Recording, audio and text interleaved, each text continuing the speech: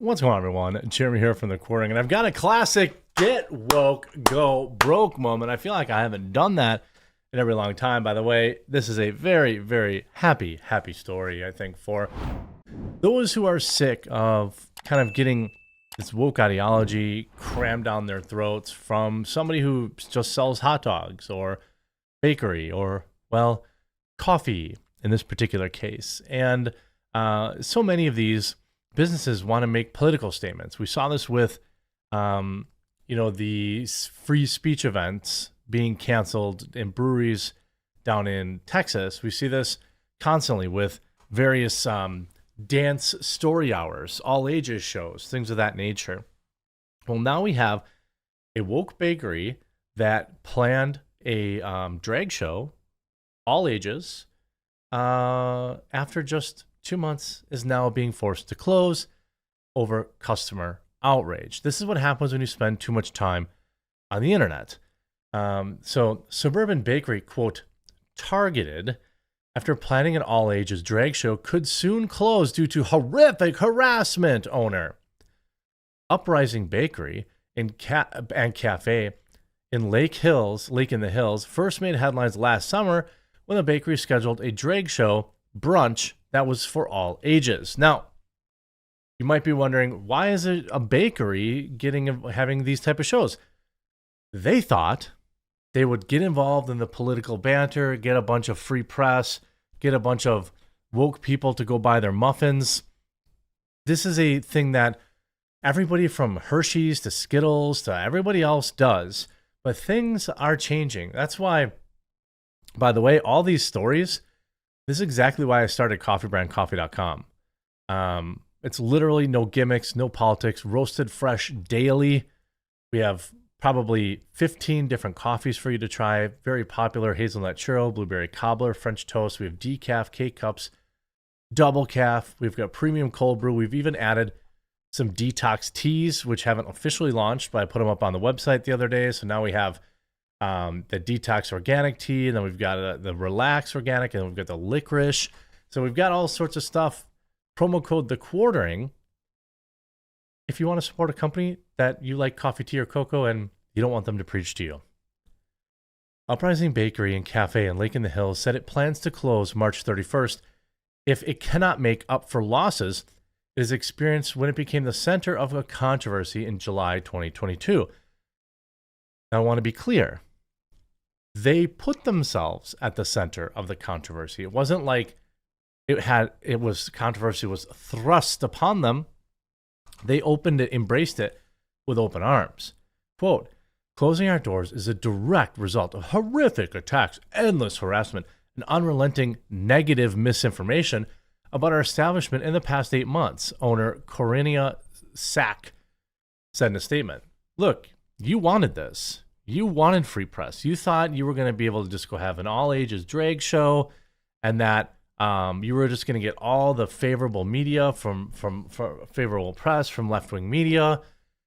And it didn't work out that way. Uprising Bakery and Cafe first made headlines last summer when the bakery scheduled a drag show, all ages, in what would eventually become part of a national trend. The bakery was quickly targeted with negative reviews.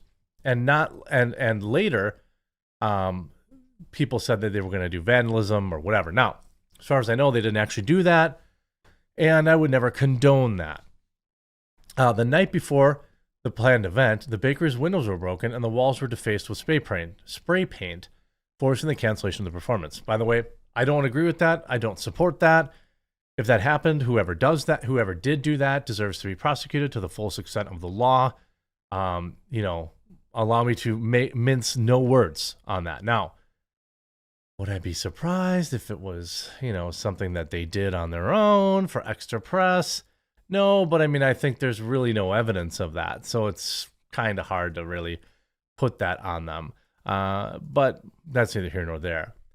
A report from the ADL makes note of several drag events across the country that have been canceled over safety concerns after being targeted by extreme groups. They don't know. If they know, I don't know if they call them extreme. If you know who they are, why haven't they been arrested? A similar event at the Downers Grove Public Library was also canceled due to these type of threats. Like, I don't condone it, not whatsoever. However, this is the language of the left nowadays. We saw this with, was it not Shapiro? It was Charlie Kirk's speaking event last week where windows were broken and people, dressed in all black were causing trouble. So you really can't be surprised when on the right, that sort of language is adopted because it is effective, sadly.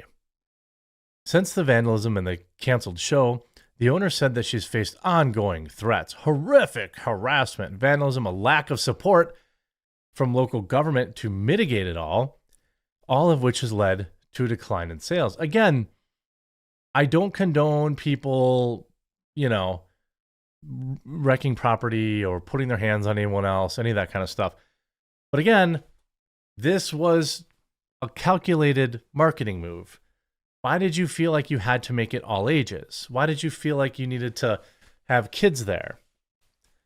Now, the owner, who identifies as bi, said the business would need more than $30,000 to keep its doors open. Everything I have is in this business, our home, our cars, retirement savings. We put everything we had on the line and personally secured this location, our equipment, and our dreams, she said.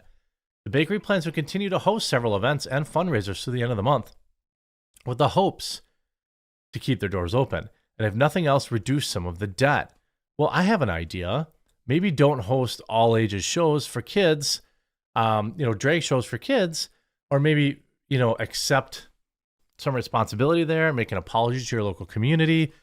I'm sure there are other businesses in the area that had to deal with all sorts of bad behavior as well.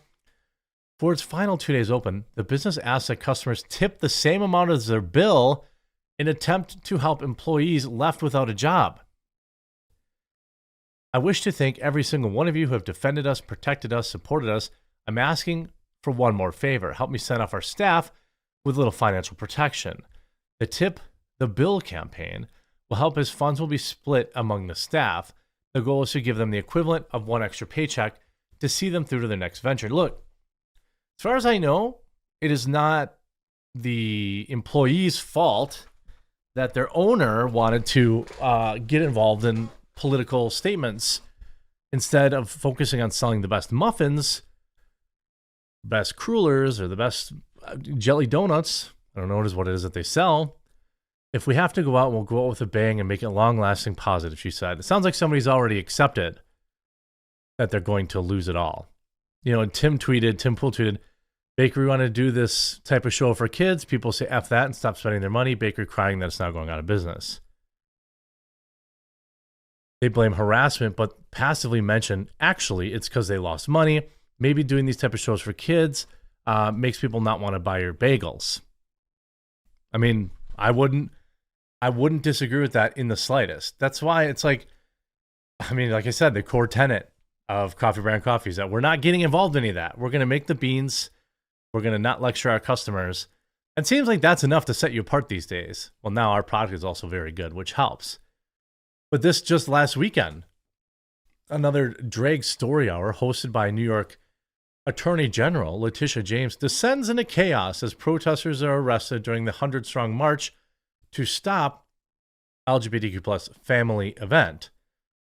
Again, I don't know. I feel like you could do a drag show that was family friendly. The problem is, all of the video footage I've seen, it is absolutely not family friendly. It's like R-rated, minimum. Protesters wearing gold masks and sunglasses was arrested as dozens of demonstrators clashed outside the Drag Story Hour event in New York City on Sunday. The LGBTQ plus family event hosted by State Attorney General Letitia James drew more than 100 protesters and counter-protesters to the Greenwich Village neighborhood where police were forced to take control. The mass protester was taken into custody. Sure, I mean, you can't put your hands on people. That's not free speech. You can't be putting your hands on people. You can't be breaking stuff. You can't be causing trouble. But all this is for, by the way, it's a political stunt. It's a political stunt that now the taxpayers will have to fund overtime for police. We'll have to pay to repair whatever gets damaged at these protests. And all for what? Look at how many cops they had here. 100 cops working overtime for this. Why?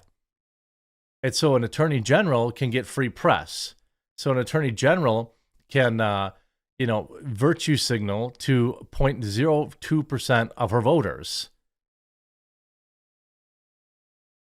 The event, among others, are co-sponsored by the nonprofit Drake Story Hour in NYC, which received more than $200,000 in city contracts since 2018, according to reads obtained by the Post. Oh, neat. Taxpayer funded. Even better. I'm sure this will all go well. I hope you all enjoyed this video. If you did, make sure you leave a like on it, and we'll talk to you again real soon.